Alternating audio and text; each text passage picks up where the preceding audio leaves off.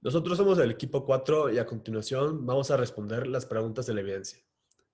Primero, ¿qué contrastes encontraste y similitudes existen entre esta elección y la realizada en Estados Unidos en 2020, en donde los votantes norteamericanos votaron en su mayoría por el Partido Demócrata, haciendo ganador al presidente Biden y negando la reelección a Trump? Personalmente, las pocas, sí encuentro algunas similitudes, principalmente en el que sí hubo un rechazo. En este caso, aquí en México hubo un pequeño rechazo, se disminuyó un poco el poder de Morena.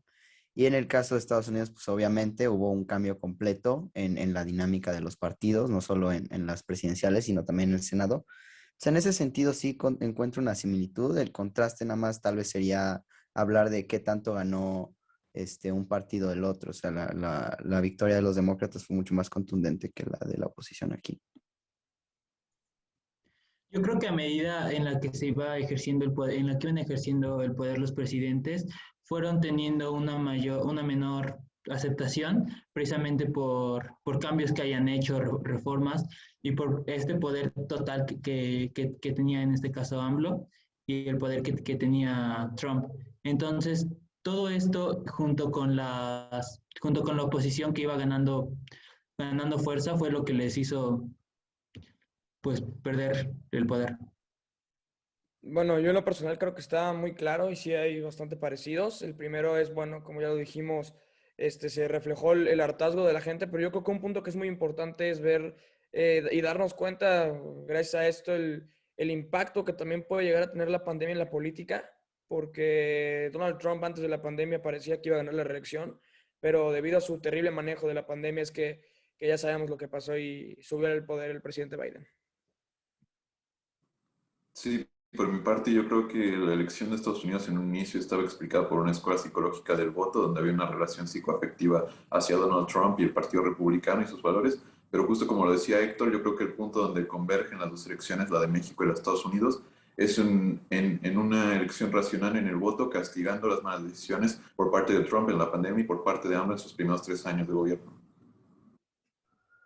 Bueno, yo creo que claramente, o sea, siento que en ambas elecciones la gente de cada país pues hizo valer su opinión sobre la situación de la administración actual, ya que pues al parecer no estaban muy conformes, ¿no? Porque en ambos casos hubo cambios en las estructuras del gobierno como resultado de las elecciones. Y pues yo creo que eso solo refleja los malos manejos de las situaciones de cada país, ¿no? Y bueno, para la siguiente pregunta. ¿Cómo se ha desarrollado el gobierno mexicano desde el año 2018 hasta la fecha? ¿Cuál es el estilo de gobierno actual del presidente en términos políticos, económicos y sociales? Pues creo que es claro que una combinación entre la emergencia sanitaria y una mala gestión desde el principio de parte de este gobierno actual, especialmente económicamente, sí ha habido una decadencia. Ya hablando políticamente, pues obviamente en 2018 vimos una victoria muy arrasante de Morena y hemos visto un poco el hartazgo de la gente, justo del que hablábamos. Entonces sí ha bajado un poco, pero aún sí existe un apoyo fuerte por el presidente y su proyecto, a pesar de que económicamente, especialmente hace unos cuantos meses, estábamos cerca de una recesión, si no lo estábamos en una recesión, y ha habido muchas, especialmente en inseguridad, muchos otros temas donde no ha habido tanto avance. Obviamente todavía hay división y socialmente se refleja mucho en las elecciones y cómo diferentes grupos votan, pero sí ha habido una mala gestión. Precisamente como mencionaba, yo creo que el poder que llegó a tener el presidente fue demasiado, que tomó decisiones que debieron de haber sido debatidas entre varios, pero al tener la mayoría en la Cámara de Diputados, pues pasaban directo las decisiones del presidente. Y pues esto hemos visto que no todas las decisiones que ha tomado buenas decisiones, pero igual ha tomado malas, ha causado lo que está pasando en México. Desde mi punto de vista han sido más los errores que los aciertos por parte del gobierno actual. Este, bueno, ha tenido como ya mencioné hace rato, fue el terrible manejo de la pandemia lo que vino a bajar mucho más su popularidad.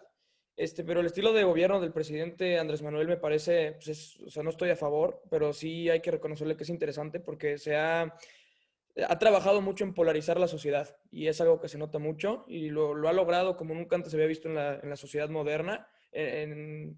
La gente está muy separada y eso es lo que quiere lograr al final del día, separar a la gente para que realmente no haya un bloque de oposición y de esta manera seguir el poder.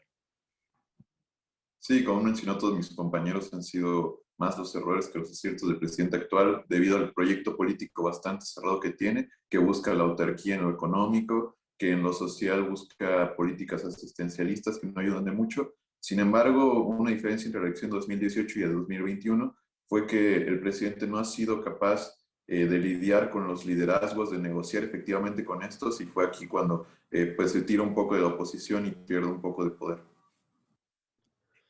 No, pues yo creo que políticamente el gobierno actual ha dejado mucho que desear, ya que considero que no han conseguido lograr muchos logros, porque, por ejemplo, en 2018 tenían una mayoría mayor que actualmente, y pues eso les quitó mucho poder, y pues eso ha sido resultado de pues, un mal manejo de la política pública, ¿no? Y pues en cuanto económicamente, yo siento que pues debido a la pandemia, pues es muy difícil evaluar sus resultados, pero igual diría que han dejado mucho que desear. Continuando con la siguiente pregunta.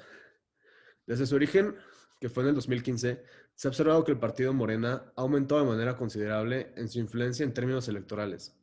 ¿Qué consecuencias tiene este fenómeno para partidos tradicionales en términos de representación? ¿Y cuál es la nueva configuración partidista en nuestro país y cómo se traduce en términos de identidades? ¿Qué dilemas han enfrentado las minorías para ser representadas y qué dilemas enfrentará la mayoría? Creo que es claro que este partido ha crecido gracias a su figura, que es el presidente Andrés Manuel López Obrador, y cómo lo convirtió en un movimiento social. Gracias a esto subió muy rápido. Desde el principio lo vendió como movimiento, una revolución, un cambio, y así es como ha crecido. Ya viendo cómo está configurado ahorita, parece ser que políticamente México ya se está dividiendo en algo parecido a Estados Unidos, donde hay dos partidos, o eres Morena o eres de los otros. Es decir, hay partidos que salían con Morena, y esto es a la decisión a la que se han enfrentado los partidos tradicionales. Tienen que o unirse al proyecto del presidente o encontrar cómo hacer alianzas y así, debido a que son la minoría, sin sacrificar sus principios. Como mencionaban, la polarización que ha tomado el país es muy fuerte y esto se ha encargado AMLO de dividir fifís, bueno, de hacer las dos divisiones. Y esto representa un problema precisamente para los partidos chicos que no quieren ni estar ni con A ni con B, sino que son una minoría que quieren ser representadas, pero pues que se tienen que aliar con un partido grande para poder tener un pequeño poder.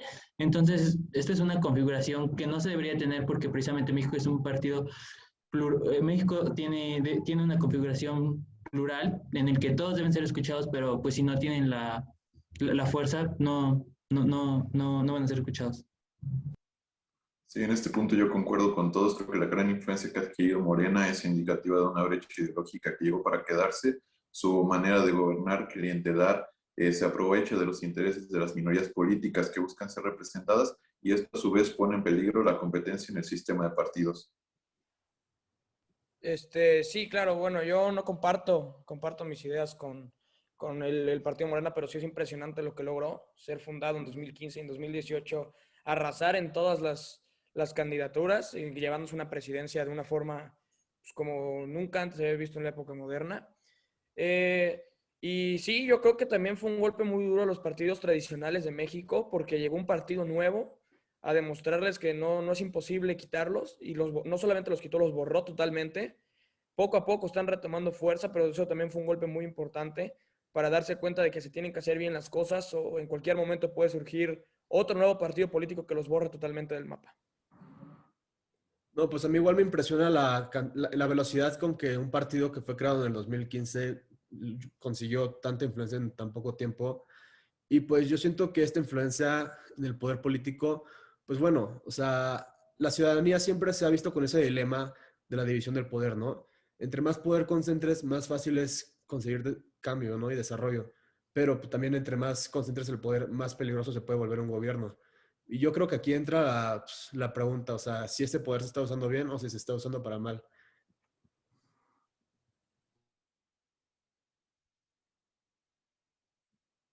Pero bueno, eso es todo. ¿Ya no? Sí, yo creo que ya. Sí. Voy a- Sí, ya.